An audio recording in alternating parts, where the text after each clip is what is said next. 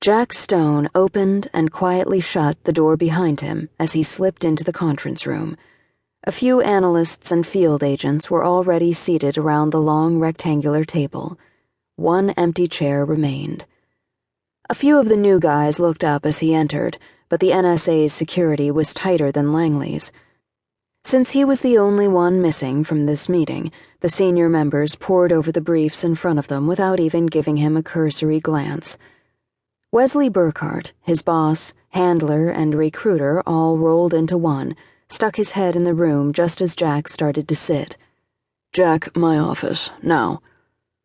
He inwardly cringed because he knew that tone well. At least his bags were still packed. Once he was out in the hall, heading toward Wesley's office, his boss briefly clapped him on the back. "Sorry to drag you out of there, but I've got something bigger for you. Have you had a chance to relax since you've been back?" Jack shrugged, knowing his boss didn't expect an answer.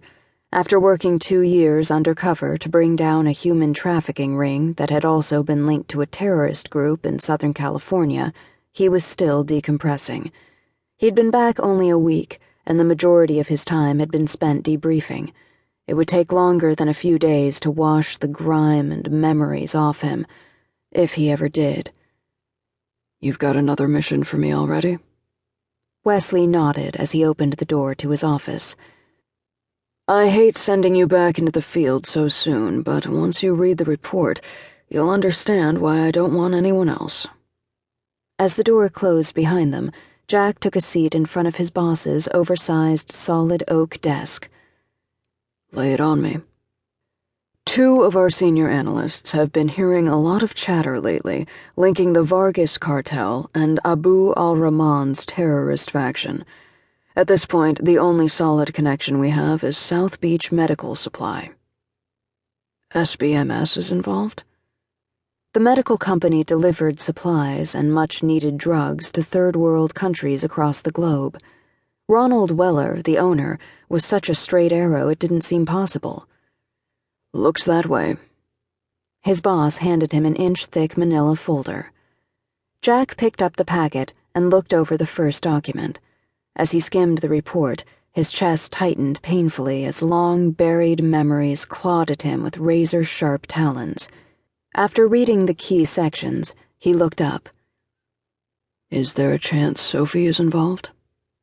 Her name rolled off his tongue so naturally, as if he'd spoken to her yesterday, and not 13 years ago, as if saying it was no big deal, as if he didn't dream about her all the damn time. Wesley shook his head. "We don't know. Personally, I don't think so, but it looks like her boss is." "Ronald Weller? Where are you getting this information?" Jack had been on the West Coast for the last 2 years, dealing with his own bullshit. A lot could have changed in that time, but SBMS involved with terrorists? He didn't buy it. "Multiple sources have confirmed his involvement, including Paul Keene, the owner of Keene Flight. We've got Mr. Keene on charges of treason, among other things. He rolled over on SBMS without too much persuasion, but we still need actual proof that SBMS is involved, not just a traitor's word." "How is Keene Flight involved?" "Instead of just flying medical supplies, they've been picking up extra cargo." Jack's mind immediately went to the human trafficking he'd recently dealt with, and he gritted his teeth. "Cargo? Drugs, guns, possibly biological weapons." The first 2 were typical cargo of most smugglers, but biological shit put Keene right on the NSA's hit list. "What do you want from me?" His boss rubbed a hand over his face.